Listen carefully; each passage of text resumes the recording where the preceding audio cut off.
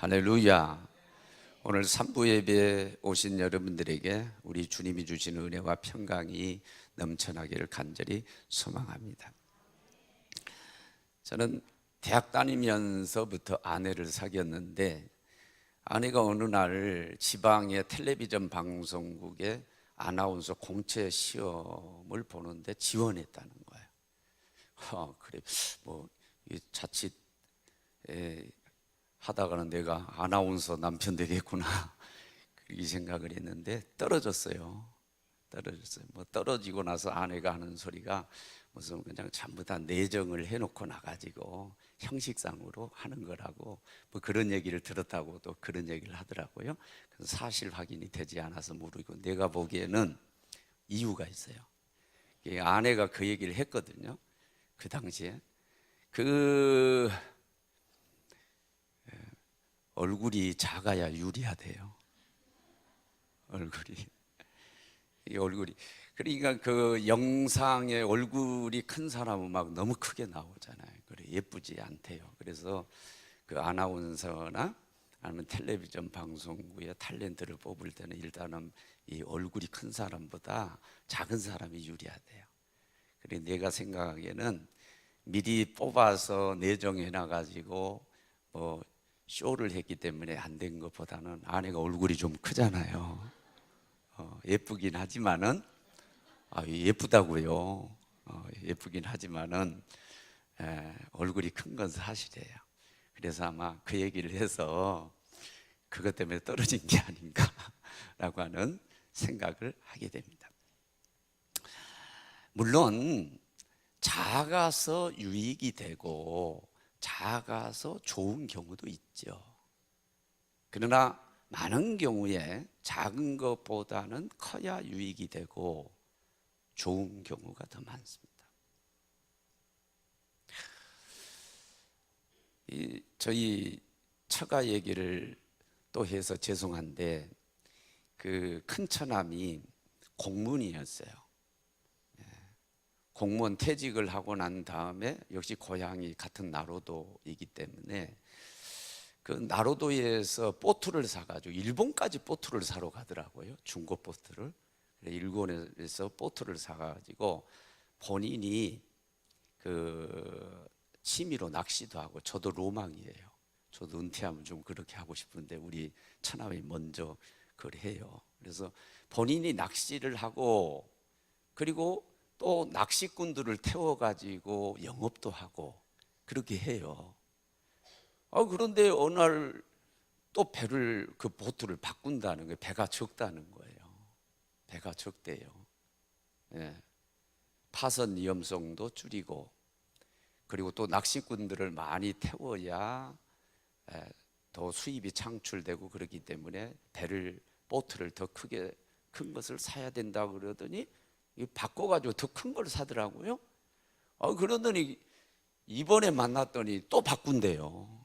또 바꾼다고, 더 큰 게 필요하다고, 커야 좋다고, 파선 위험성을 줄이고 더 많은 낚시구들을 실어 나르면서 낚시를 하게 해서 영업을 하면 더 영업 이익을 얻을 수 있다고 그런 얘기를 해요. 배도 작아서 좋은 경우도 있지만은, 그러나 배도 작은 것보다는 큰 게 좋다 그런 얘기예요. 여러분, 교회는 어떨까요? 물론 교회도 작으면 작은 대로 유익이 될 수 있어요. 가족적인 분위기, 성도가 몇 명 안 되니까 담임 목사하고 교제도 쉽게 할 수 있고, 여러 가지 또 친교도 원활하게 할 수 있고 좋은 점도 있겠지요. 유익한 점도 있겠지요. 그러나 작은 교회보다는 교회가 커야 유익이 크고 더 좋다. 동의가 안 돼요? 아니, 아멘이 안 되면 암만이라도 해봐요. 암만이라도. 오늘 제가 서두에 이제 이렇게 시작하는데 따라합시다. 작은 교회보다 큰 교회가 낫다. 목사님들이 모이는 장소에서 어느 분이 막 그냥 대형 교회 여의도 순복음교회를 막 비판하고 막 심하게 비판하더라고요. 그러니까 다른 목사님이 이봐, 아니 왜 그렇게 큰 교회를 비판하는 거야? 그러면서 그분이 이제 예를 드는 거예요. 이봐, 또랑물이 흘러가는 거하고 강물이 흘러가는 거하고 같냐고. 또랑물에는 큰 물고기도 못 살아. 그러나 강물에는 큰 물고기가 살 수 있고, 또랑물 가지고 어떻게 수력발전소를 돌릴 수 있겠나. 큰 강물이 흘러가야 수력발전소 돌리고 할 수 있지 않겠나. 마찬가지야. 교회도 복음이 흘러가는데 또랑물처럼 흘러가면 되냐고. 강물처럼 좀 흘러가고 해야지. 지금 막 그 대형 교회를 비판하고 그러는데, 우리 같이 작은 교회는 그런 엄청난 큰 선교 프로젝트, 사회사업 같은 우리는 못 하잖아. 그런데 그 교회는 하잖아. 하나님께서 그런 교회를 그냥 두셨겠냐고.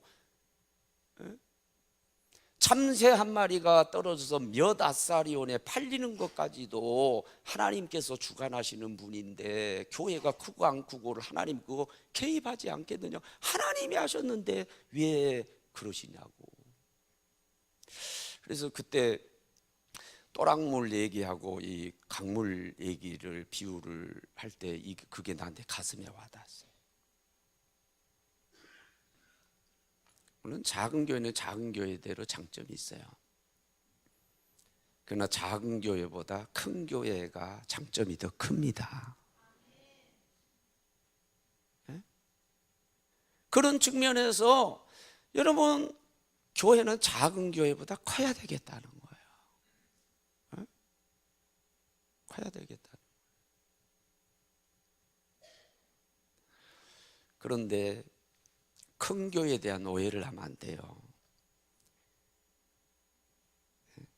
그냥 건물만 크고 성도수만 많고 재정규만 크다 해서 그게 큰 교회가 아니에요. 예를 들자면 그 사람 큰 인물이야, 그 사람 큰 사람이야, 아니 덩치가 크다고 그래가지고 키가 크다고 그래가지고 그 사람 큰 인물이라고 그러나요? 큰 사람이라고 그래? 그렇게 얘기하잖아요. 마음이 크고 스케일이 크고 하는 일들이 크고 활약이 크고 뭔가 큰 일을 할 때에 그 사람을 큰 인물이라고 얘기하는 거지. 큰 사람이라고 얘기하는 거지. 마찬가지예요. 교회도 큰 건물을 가졌다거나 아니면 성도 수가 많다거나 재정 규모가 크다고 그래가지고 무조건 그 교회를 큰 교회라고 할 수 없어요. 내용이 있어야 돼. 내용이 있는 큰 교회가 돼야 된다. 그러면 어떤 내용을 가져야 될까요? 초대교회를 봅시다. 우리는 교회 얘기할 때 항상 뭐냐, 초대교회로 돌아가자고 그러잖아요. 초대교회는 내용이 있는 큰 교회였어요. 오늘 본문 이후로부터 쭉 언급을 할 텐데 세 가지 측면에서 그렇습니다. 먼저 초대교회는 큰 권능의 역사가 있었어요.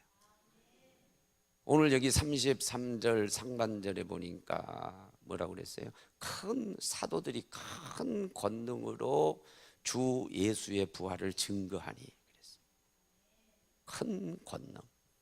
이 권능이라고 하는 말이 나오고 있는데요, 이 권능은 뭘 얘기할까요? 이 권능은요, 성령의 능력을 얘기합니다.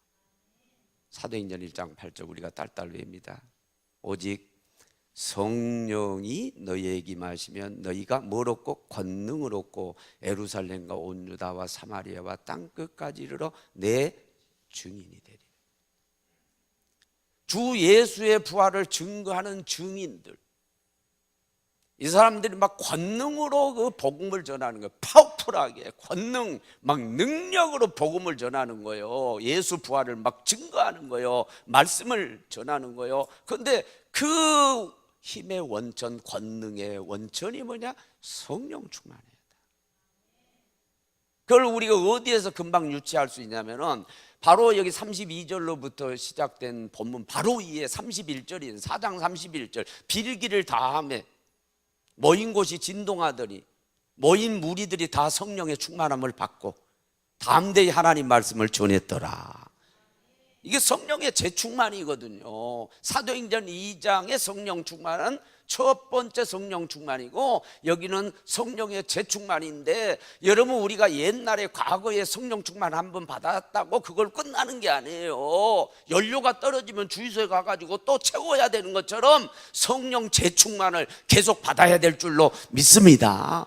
재충만을 받고 나니까 그들이 주 예수의 부활을 증거하고 말씀을 전하는데 큰 권능으로 파워풀하게 하나님 말씀을 전했다, 그런 얘기예요.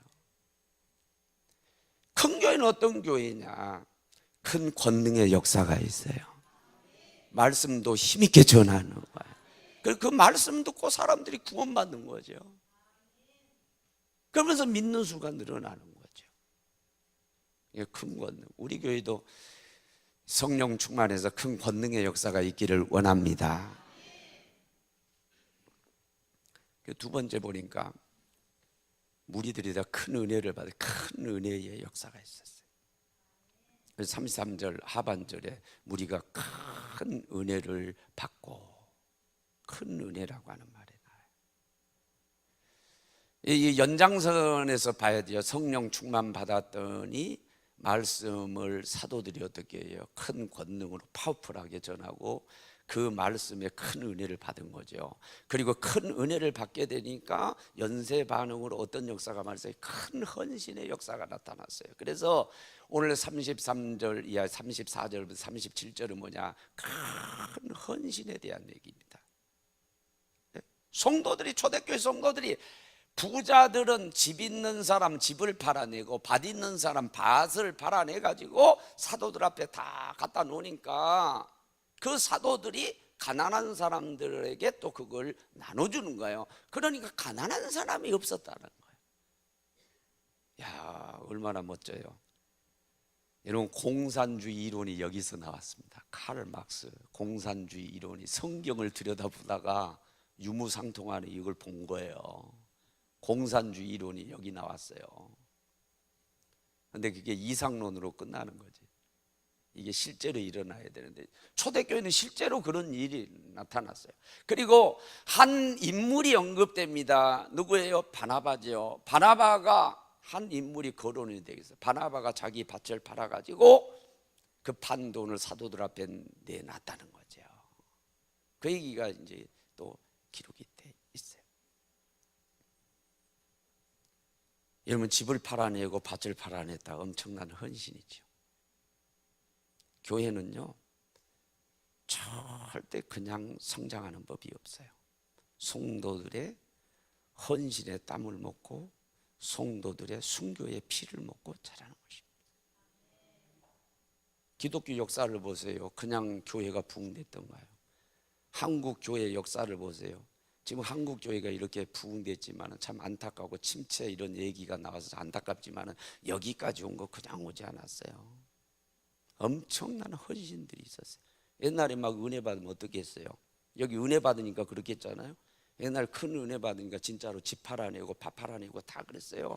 그런 일들이 수두룩하게 일어났어요. 우리 교회가 1953년 3월 10일 날 첫 예배를 22명이 드렸더라고요. 그리고 얼마 전까지 생존해 계셨던 분이 누구냐면 그 22명 가운데 조한숙 권사님하고 이종환 장로님이었어요. 이제 이분들도 하늘나라 가셨죠. 그분들이 토대를 놨죠.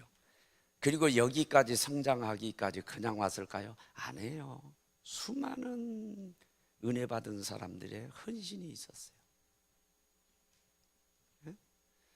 제가 우리 홈피를 들여다보면서 또 부목사님들의 정리를 전번에 오다를 줬는데도 지금까지 안 했더라고. 좀 말 좀 잘 들어. 그 역사 정리 좀 해놔라고 그랬더니 그대로 뒀어. 그래서 오늘 하면서 또 그냥 갑자기 화가 나가지고 말씀 전하러 올라오는데 화나가지고 올라오면 안 되는데. 그 역사를 이렇게 들여다보는 거예요. 들여다보니 벌써 그 역사 가운데 헌신자들이 있어요. 그냥 여기까지 온 거 아니라니까요. 뭐 여러분들 얘기 들어서 알겠지만 우리 교회가 그냥 건축이 됐습니까? 어떤 분들이 땅 보상 받고 막 1억 헌금하고, 또 제 전임자 박철환 목사님이 대단한 분이죠. 찾아가가지고 11조 내놔라 그랬다면, 나는 찾아가서 11조 내놔라 말은 안 해. 11조 내놔라. 그러니까 현금이 없다고 그러니까 채권이 있다고 그러니까 채권도 받는다고. 그래서 그분이 한 1억 정도 이렇게 내놓으면서 내가 들은 얘기예요. 내놓으면서 물꼬가 터져가지고요, 막 내놔가지고 지금 우리 교회가 이렇게 건축됐다는 얘기 아닙니까? 그분들이 헌신한 거죠. 왜냐면 교회에 늦게 들어온 분들은 그거 알아야 돼요. 우리 교회가 있기 전까지 그냥 된 게 아니에요. 수많은 분들의 헌신이 있었어요. 헌신을 먹고 여기 온 거예요. 그래서 살펴보니까 누가 땅을 좀 내놨나 하고 보니까 우리 이식 장로님하고 강희춘 장로님 가정이 내놨어요. 그 역사에 다 기록되는 거예요. 1983년도에 보니까 83년도에 그때 이정교회를 중축할 때에 그때 20평을 내놓았더라고요. 그것만 내놓은 게 아니잖아요. 제2교회 땅 누가 내놨어요? 이식 장로님, 강희춘 장로님 그 가정이 내놨죠. 앞으로 저게 개발되고 그러면 우리 교회 부흥의 디딤돌이 될 줄로 믿습니다. 그게 그냥 된 게 아니죠. 그 밖에도 땅이 아니라 할지라도 여러분 그냥 여기 온 게 아니에요. 헌신자들의 땀이 있었기 때문에. 또 모르죠. 제가 모르는 순교의 피가 흘렸는지도 모르죠. 그래서 오늘 여기 온 거예요. 교회는 절대로 그냥 성장하지 않습니다. 커지지 않습니다. 그래서 오늘도 저녁이면은 우리 신천 임원들이 이제 임명받아가 취임을 하게 됐는데 좀 곡해 안 했으면 좋겠어요. 곡해 안 했으면 좋겠어요. 좀 권사님, 뭐 다른 교회 보니까 뭐 지난번에도 내가 어느 교회 충청권에 대형 교회 내가 말씀 전하고 왔잖아요. 그리고 그 임명식 봤어요. 권사님들 그분들을 할 때 헌신할 때 500만 원씩 다 헌신합니다. 또 이 얘기하니까 어느 분은 우리 교육 받으면서 뭐 장로교회는 뭐요? 뭐 우리는 뭐 1000만 원씩이에요. 우리 교회 그 직분자 그 권사님 하면서 좀 200만 원씩 헌신하라고 그랬잖아요. 그게 교육이거든요. 우리 교회 기둥 되려면 그냥 되면 안 되잖아요. 헌신을 해야 될 줄로 믿습니다. 그게 무슨 직분을 사고 팔고가 아니에요. 무슨 직분을 사고 팔아요? 왜 그렇게 곡해하냐고요. 그렇게 말하는 사람들은 대부분 안 하는 사람들이 그런 얘기예요. 그런 측면이 아니에요. 교회는 절대 그냥 성장하지 않습니다. 교회가 무슨 장사해가지고 무슨 교회를 키워가나요? 아니에요. 성도들의 헌신의 피와 헌신의 땀과 순교의 피를 먹고 자라는 거예요. 그러니까 교회의 기둥이 되려면 먼저 헌신자가 돼야 되는 거예요. 그거 교육하는 거예요. 집사님 때부터 그거 교육시키는 거예요. 또 그래서 지금 여기까지 온 거라고요, 교회가. 그런데 그런 헌신은요 절대 그냥 되지 않습니다. 큰 헌신은 큰 은혜가 있어야 됩니다. 오늘 여기 보면 큰 은혜를 받았잖아요. 그러니까 막 집도 팔아내고 밭도 팔아내고 큰 헌신의 역사가 나타났죠. 큰 헌신하면 자주 제가 누구를 들먹입니까?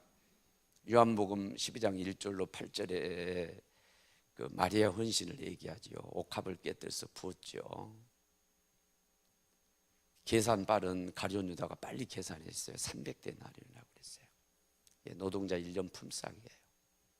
파샥 깨가지고 예수님께 바쳤어요. 근데 그 여인에 대한 기록이 누가복음 7장 36절로부터 50절에 또 나오거든요. 거기는 마리아라고 이름을 거론하지 않아요. 뭐라고는 죄 지은 여자라고 그래요. 그러니까 학자들이 얘기하기를 마리아가 창녀였을 거다 추측하는 것은 거기서 추측하는 거예요. 그 당시에 보통 죄인이라 그러면 세리들, 그 다음에 창녀들이었거든. 그러니까 창녀였을 거예요. 근데 이 여인 얘기가 나는 동일 인물로 봅니다. 다른 사람은 또 아니라고 하는 분도 있지만 저는 동일 인물로 봐요.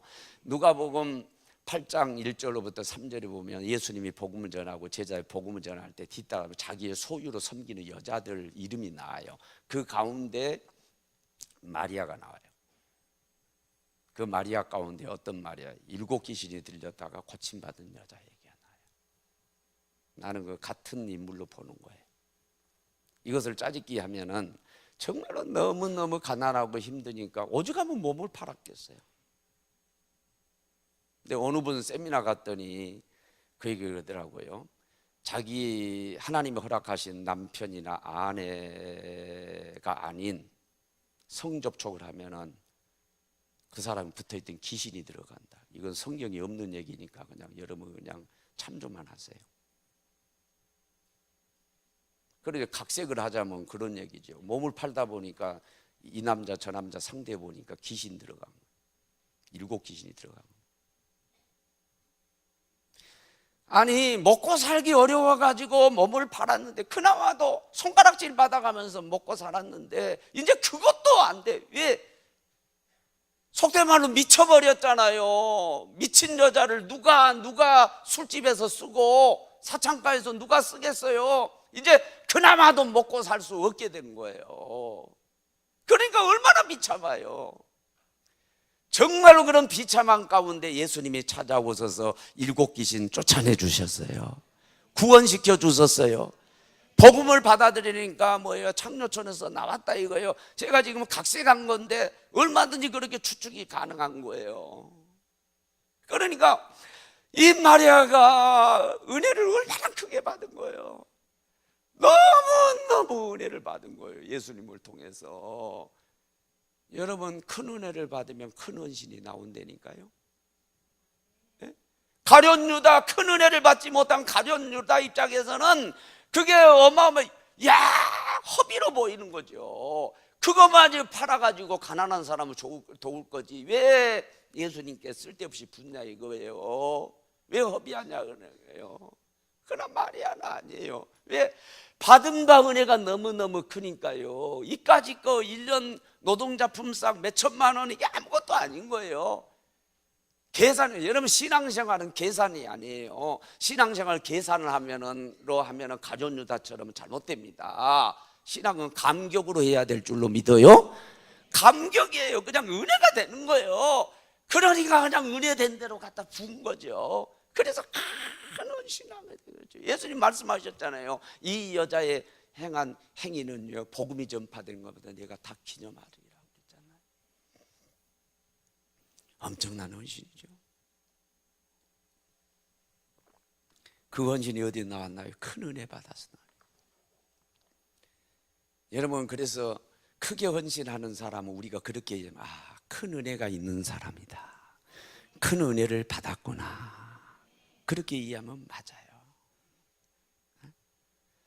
뭐 좋은 일이니까요. 전함을 거론해도 괜찮죠. 이천희 목사님께서 중국 선교 가자고 그래서 따라서 산동성 갔어요. 그래서 이 도시 저 도시 방문하는 가운데 위방시라고 있더라고요. 그리고 이방시의 기독교연합회 회장님 교회에 갔는데 교회를 건축하고 있어요. 그래서 규모가 얼마나 큰지 막 미국의 몰처럼 커요. 그리고 앞에 막 호수가 있고 이름이 청집, 말글청, 못지 그러니까 큰 호수교회죠. 그런데 더 놀란 게 있어요. 그 어마어마한 교회를요 한 분이 400억을 헌금해 가주신대. 한 분이. 놀래지도 않네. 400억. 예? 그분이 그럼 막 그냥 뭐 수조 원을 가진 수천억을 가진 부자나요? 아니. 자기 전 재산 털어가지고 다. 엄청난 헌신인데 여러분 지금 아시잖아요. 60년대, 70년대, 80년대 한국에 떨어졌던 불 그래가지고 얼마나 은혜 많이들 받았습니까? 삼각산에 올라가고 뭐 한월산에 올라가고 용문산에 올라가고 성도들이 얼마나 은혜를 많이 받았습니까? 그러니까 막 헌신, 논 팔아내고 밥 팔아내고 집 팔아내고 그런 헌신을 먹고 지금 우리 한국교회가 선 거죠. 그런데 그런 역사가 지금 중국의 제3세계에서 그런 역사가 나타나고 있는 거예요. 오늘날 한국교회의 이기는 뭐냐, 무슨 얘기죠? 헌신자들이 없다는 거예요. 헌신자들. 이 걱정이요. 이제 목사님들 다 세금 내고 우리도 세금 원천 징수해가지고 다 우리 장로님이 잘하고 계시죠? 잘해야 돼요. 장로님 책임을 잘해야 돼. 합법적으로 잘 내고. 응? 어느 세무사가 그랬대요. 목사님 헌금 좀 적게 해요. 이제 헌금 그거 많이 감해 주는 것도 아니고, 목사님도 이제 먹고 살아야 되잖아요. 은퇴 이후에 헌금 좀 그만해요. 보니까 이게 헌금 엄청나게 하시네요. 참 걱정스러운 시대가 온 거예요. 사실은 걱정스러운 시대. 목사가 이제 은퇴 후에 먹고 살기 위해서 그거 준비해서 이렇게 성도들도 예수 믿은 세무사가 이제 헌금 좀 그만하시라고. 그럼 목사가 본 안 보여 헌금 안 하면 성도들이 할까요? 사실 헌신도가 옛날보다 훨씬 줄었어요. 여러분, 저도 여산 지방에 연합집회 가도 거기는 14교회가요 초교파적으로 모였는데요, 야, 감동 많이 받고 왔어요. 우리 교회처럼 이렇게 젊은 분들이 없어요. 대부분 할머니. 그런데요, 헌신도가 얼마나 강한지 몰라요. 헌금 나온 것도 그렇고요. 헌신도 얘기하면요, 우리 젊은 부들이요, 우리 권사님들 못 따라갑니다. 죄송합니다만, 다 그런 건 아니지만 케이스 바이 케이스지만 갈수록 헌신도가 떨어져요. 헌신 안 하려고 그래.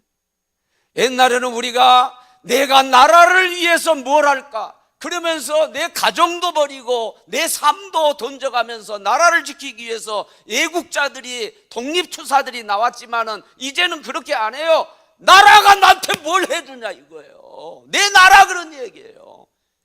근데 그런 똑같은 물결이 교회에 들어온 거죠. 내가 교회를 위해서 뭘 헌신해서 주님의 몸된 교회를 키울까, 이게 아니라 교회가 해내놔라, 그런 시대예요. 왜 교회가 안 해주냐, 그런 얘기죠. 요즘 시대가 그렇게 흘러가고 있어요. 그러니까 너무나 당연한 거죠. 성도들이 헌신을 먹고 순교의 피를 먹고 자라는 교회인데 교회가 멈춰질 수밖에 없는 거죠. 우리 교회는 이런 세상의 물결 가운데서도 여전히 큰 헌신자들이 나오기를 원합니다. 지속되기를 원합니다. 그러면서 성장을 지속해 가기를 원합니다. 그러려면 큰 은혜가 있어야 되죠. 다 은혜 받고, 목사님 말씀에 은혜 받았어요. 목사님이 기도하면서 은혜 받았어요. 이 은혜 받은 성도들, 큰 은혜 받은 성도들이 나타나야, 또 그래야 이게 큰 헌신이 있고 그 큰 헌신을 먹고 교회가 든든히 서가고 자라는 거죠. 그리고 세 번째로는 큰 경외심입니다. 이것은 이제 본문을 넘어가지고 5장 1절로부터 11절에 보면 아나니아와 삽비라 얘기가 나옵니다. 아나니아 삽비라 얘기가 나와요. 저는 성경 이 부분을 보면 막 안타까워요. 그리고 하나님 앞에 막 항의하고 싶었어요. 하나님, 왜 아나니아와 삽비라를 왜 죽이셨어요? 구약에서는 또 어디 보면 내가 항의를 했냐면 이게 납득이 안 갔어요. 베레스 우사 사건 있죠. 아니, 법궤가 소가 띠니까 하나님 법궤가, 그건 하나님 임재를 상징하고 거기 하나님 계시는 거거든요. 법궤가 또 하나님을 이해한다는 마음으로 이 법궤가 땅에 떨어지지 않도록 하기 위해서 법궤를 잡았는데 왜 하나님이 치셔가지고 우사가 그 자리에서 축사했냐 이거예요. 왜 그랬냐 이거예요. 똑같이 이 대목 하면 하나님, 아니 아나니아와 삽비라도 감동을 받아가지고 어떻든 간에 밭을 팔아가지고 하나님 앞에 드리려고 했지 않습니까? 뒤에 여러분 따라합시다. 첫 생각, 첫 마음, 그게 하나님 주신 거거든요. 그건 맞아요. 그러니까 그 하나님 감동으로 나도 해야 되겠다고 해가지고 결단한 거라고 나는 보는 거예요. 그래서 진짜 밭을 팔았어요. 그거 잘한 거잖아요. 시도조차도 안 하는 사람보다는 훨씬 잘한 거잖아요. 그렇죠? 아예 마음도 안 먹고 시도도 안 한 사람들이 얼마나 많아요. 오히려 하는 걸 비판하는 사람들 얼마나 많아요. 그런데 시도를 했다는 거예요. 그러니까 잘한 거죠. 비록 이제 뒤에 마귀가 치고 들어와가지고 마귀한테 뱀한테 물린 거죠. 그래가지고 일부 감췄다가 성령을 속인 죄로 그래서 축사했잖아요. 하나님 너무해. 나는 이 대목 보면은 아니 하나님 왜 목숨을 걷어가요? 부부를 왜 죽여요 하나님? 그런데 잘 들어야 돼요. 성경에는요 그런 사건들이 기록되면 그 당시에 하나님 뭔가 메시지를 던지는 거예요. 그 사건으로. 그리고 그 사건이 성경 기록대로 우리에게도 계속 어떤 메시지가 있는 거예요. 하나님 들려줄 음성이 있는 거예요. 그게 뭔 줄 알아요? 너네 나를 두려워할 줄 알아야 돼. 나를 경외할 줄 알아야 돼. 이게 어디예요? 5절하고 11절에 강조됩니다. 5절에 크게 두려워하니라. 크게 두려워했다는 거예요. 이게 두 번이나 강조해야 돼. 그러니까 그 사건을 통해서 너네 나를 섬기되 똑바로 섬겨야 되는 거야. 나를 우습게 여기면 안 되는 거야. 나를. 그런 내 말에 순종해야 돼. 복종해야 되는 거야 라고 하는 그 메시지를 그 사건을 통해서 던진 거예요. 그래서 그 사건으로 인해 가지고 초대교회가 바짝 긴장하면 하나님을 섬기되 두렵고 떨리는 마음으로 섬겨야 돼. 경외심으로 섬겨야 돼. 라고 하는 분위기가 싹 된 거예요. 그러니까요 그들이 하나님 말씀 순종할 수밖에 없지요. 그래 초대교회가 부흥된 거죠.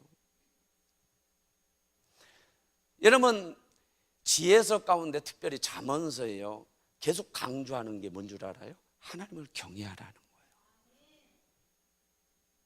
거예요. 1장 7절은 그 요절과 같은 거예요. 여호와를 경외하는 것이 지식의 근본이요는 여호와를 경외하는 것이 지식의 근본 신앙의 이거라는 거예요. 아내가 나한테 그러는 거예요. 여보 당신이 좀 얘기 좀 해요. 엄마 말을 안 듣는다는 거예요. 엄마는 아이들이 거의 두려워하지 않아요. 경외심, 엄마에 대한 경외심이 떨어져요. 왜 그러면 뱃속에서 10개월 같이 있어서 그런지 몰라도 아버지보다는 덜해요. 두려운 마음이 없어요. 엄마 말을 잘하는데 여보 내가 해가지고는 얘기 안 들으니까 그래 당신을 무서워하고 당신이 얘기해서 하면은 얘기 들으니까 당신이 좀 얘기 좀 해요. 불러다고 얘기 좀 해요. 성경에서 왜 여호와를 경외하라고 그런 줄 알아요? 그래야 순종하거든. 그래야 복종하거든. 그리고 성경이 처음부터 끝까지 맥을 쫙 읽으면서 간통하는 말씀이 뭔 줄 알아요? 하나님 명령의 말씀에 순종하면 복을 받고 불순종하면 저주를 받고 화를 입는다는 거예요. 그게 집중해서 기록된 것이 신명기 28장이요 그러나 그게 성경을 관통하고 있어요. 첫 번째 아담이 하나님 말씀에 불순종해서 죄가 들어오고 고통이 들어왔다는 거예요. 망하게 됐다는 거예요. 그러나 두 번째 아담 예수 그리스도께서 순종해서 하나님의 뜻을 따라 당신의 몸을 꿰뚫고 십자가에 당신의 몸을 내줌으로 말미암아서 우리가 다 구원을 얻게 됐다는 거예요. 살게 됐다는 거예요. 그러니까 간통하고 있는 말씀이 뭐냐면은 하나님 말씀 불순종하면 화를 입는 거다. 하나님 말씀 순종하면 복을 받는 거다. 그 말씀이에요. 그런데 언제 순종하냐 그 말이에요. 하나님에 대한 경외심이 있어야 되는 거예요. 하나님에 대한 두려운 마음이 좀 있어야 돼요. 오늘날 또 문제가 하나가 뭐냐면 하나님에 대한 경외심이 떨어졌다는 겁니다. 이게 교회 부흥이 멈추는 원인 가운데 또 하나입니다. 뭐 제가 그래서 다 또 그래라고 하는 얘기가 아니에요. 예를 들자면요, 옛날 분들은요 강단에도 못 올라왔어요. 그거 아시죠? 여기 못 올라왔어요. 여기는요 성역이라고 생각한 거예요. 오면서도 부들부들 떨리는 거예요. 아니, 신발 신고 와요 괜찮아요. 못했어요. 요즘은요 성전에 똥도 싸는 사람이 있을걸? 하나님에 대한 경외심이 없어요. 이게 문제예요. 그러니까 뭐 하나님 말씀을 우습게 알죠. 그러니까 뭐가 종교다원주의 나오고 절대 진리를 인정하지 않는 성격이 무슨 뭐 이게 무슨 절대 진리냐 이거예요. 너네나 믿는 거지. 성도들 가운데도 안 믿는 거예요. 성도들 가운데도 이게 66권이 하나님 말씀이라고 해도 믿지를 않아요. 취사 선택해버리는 거예요. 버릴 거 버려버리고 취할 거 취하고. 하나님에 대한 경외심이 사라져요. 하나님 말씀대로 살지 않아요. 이게 오늘날 이익인데 우리 교회는 그러면 안 되죠.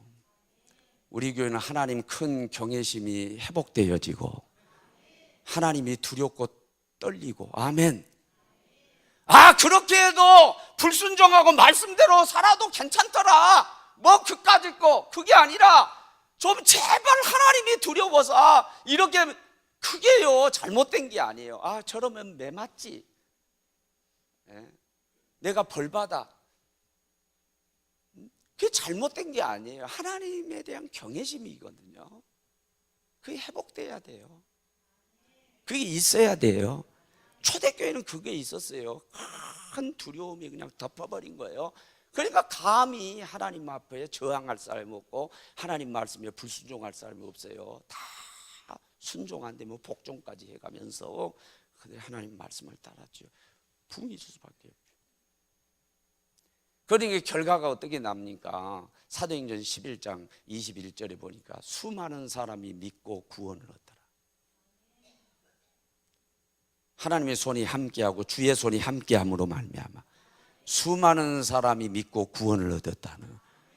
그러면서 초대교회는 대형교회가 돼야 되겠다라고 하는 어떤 목표를 설정하고 그래서 달려간 게 아니에요. 그런 목표 설정이 없었음에도 불구하고 결과적으로는 막 숫자가 막 늘어나는 거예요. 그러면서 큰 교회가 된 거예요. 왜 그래요? 내용 있는 교회가 되니까. 그 교회가 성령 충만해서 큰 권능의 역사가 나타나고 말씀이 막 능력 있게 증거되어지고 그 능력이 있는 말씀을 듣고 큰 은혜를 받고 큰 은혜를 받은 성도들이 큰 헌신을 하고 그러니까 붕될 수밖에 없죠. 그 과정 가운데 아나니와 삽비라의 사건 같은 안타까운 일이 있었지만은 그걸 통해서도 하나님이 역사에서 큰 두려움을 하나님을 경외하는 마음을 준 거죠. 그래 더 바짝 긴장해서 하나님 말씀대로 살려고 노력하고 그러면서 이런 결과가 주어진 거죠. 8장에 가면 8장 1절에 어떤 얘기입니까? 예루살렘에 큰 박해가 있어 유대 외에 사마리아 각지로 흩어졌다고 그러죠. 박해가 왔어요. 액션이 있으면 리액션이 있어요. 좋은 일 하면 마귀가 가만히 있지 않아요. 일합니다. 마귀도 일합니다. 우리가 아무것도 일 안 하면 여러분 마귀도 잠자요. 배가 앞으로 달리다 보면 어떻게 돼요? 물의 저항을 받는 거하고 또 액션이 있으면 리액션이 있어요. 마귀가 역사에 박해가 일어나죠. 고통이 왔어요. 그래서 여러분 신앙생활하면서 어려움이 온다고 포기하지 말아요. 그래도 전진해야 될 줄로 믿습니다. 그래도 이 내용을 가지고 계속해서 하니까 8절에 보니까 그 성에 큰 기쁨이 있었더라. 이제 사마리아 성에 막 복음을 전하니까 막 귀신이 떠나가고 중풍병자가 낫고 막 기적이 일어난 거죠. 그러면서 막 그냥 큰 기쁨.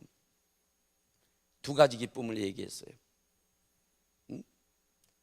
우리가 돈 버는 기쁨, 수입의 기쁨도 있지만 사실은 더 큰 기쁨은 쓰는 기쁨이거든요. 안타까운 것은 돈은 열심히 잘 벌어서 그것 때문에 기쁨 누리는데 쓰지도 못하고 죽는 사람들이 많아요.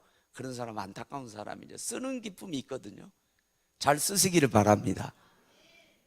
기쁨이 두 가지. 예수님 만나는 기쁨이 있는가 하면 예수 전하는 기쁨인데 수가성 여인 요한복음 4장에 나오는 이 여인은요 우물가에서 예수님 만나잖아요. 얼마나 기뻐요. 근데 그 더 기쁨을 배가시킵니다. 그게 뭐예요? 물동이 집어 던져버리고 나가서 내가 그리스도를 만났다고 막 전도하잖아요. 막 기뻐서 막 펄펄 뛰잖아요. 그러니까요, 기쁨은 항상 두 가지예요. 여러분, 진정한 기쁨은요, 세상이 주는 거 아니에요. 쾌락이 주는 게 아니에요. 하나님이 주시는 줄로 믿습니다. 우리가 교회를 섬기면서 성령 받아가지고 큰 권능으로 말씀 전하고 큰 은혜를 받아가지고 또 큰 헌신하고 큰 경외심을 가지고 말씀에 순종하고 말씀대로 살고 이렇게 되면은요, 세상 물론 마귀가 방해하는 경우도 있지만은, 그래서 고통도 올 수도 있지만은 결과는 뭐냐? 큰 기쁨이 오는 거예요. 세상이 주지 못하는 큰 기쁨이 오는 거예요. 축복이 오는 거예요. 여러분, 우리가 그렇게 66년 된 이 교회를 계속 그렇게 섬겨가면은요, 우리에게도 큰 기쁨이 있고 큰 축복이 임하게 될 줄로 믿습니다. 우리 지방에서는요, 우리 교회도 탑 클래스이기 때문에 우리 교회를 큰 교회라고 그래요. 큰 교회라고. 그런데 내가 친하게 지내는 지인 목사님들은 더 큰 교회를 섬겨요. 그분들에 비하면 우리 교회는 작아요. 그분들 교회는 수만 명이 모이고요, 최소한 수천 명이에요. 제가 그런 분들하고 가깝게 지내거든요. 거기에 비하면 우리 교회는 또 작은 교회예요. 이게 상대적입니다. 지방에서는 뭐 큰 교회라고 그러고 뭐 이러쿵 저러쿵 막 그러는데 상대적이죠. 근데 외형이 중요한 게 아니라 내용이 중요한 줄로 믿습니다. 제가 무슨 막 외형을 막 키우려고 무슨 경영학적인 무슨 교회 성장학적인 어떤 인간적인 기법 그런 거 추구하지 않아요. 그러려고 해가지고 교회를 키우려고 노력하지 않아요. 그러나 내용적으로 성령이 역사하고 큰 권능이 있고 말씀이 능력 있게 전파되고 또 그로 인해 가지고 성도들이 큰 은혜를 받고 큰 은혜를 받은 성도들이 크게 헌신하고 그리고 하나님에 대한 큰 경외심을 가지고 그저 말씀대로 살려고 발버둥 치는 교회. 야, 이 멋진 큰 교회 아니에요? 그러면 자연스럽게 내용적으로 큰 교회는 외형적으로도 큰 교회가 될 줄로 믿습니다. 우리 교회가 앞으로도 계속 그렇게 전진해 가기를 간절히 소망합니다. 작은 교회보다는 큰 교회가 낫죠. 그래서 여러분, 그렇게 중보기도 하시고 그냥 맹목적으로 큰 교회에 대해서 비판할 것이 아니라 오히려 큰 일 하는 거에 대해서 박수 갈채를 보내주고 할 수 있는 저와 여러분들이 되어지기를 원합니다. 오늘도 여기 우리가 봐죠. 빌기를 다하며 모인 곳이 진동하더니 모인 무리가 다 성령에 충만하고, 이게 31절 내용이죠. 여기서부터 출발한 거예요. 우리 교회가 그렇게 성령 충만한 교회가 되기를 원합니다. 빌기를 다하며, 이건 기도의 양을 채웠다는 얘기예요. 물이 100도가 딱 돼야 여러분 물이 끓어요. 그것 보고 임계점이라 그래요. 우리 기도의 양이 채워지면 똑같은 역사들이 나타나게 되는데, 오늘 또 기도의 양을 채우면서 성령 충만함 받기를 주 예수 이름으로 축원합니다. 빌기를 다하며 오늘 기도합시다.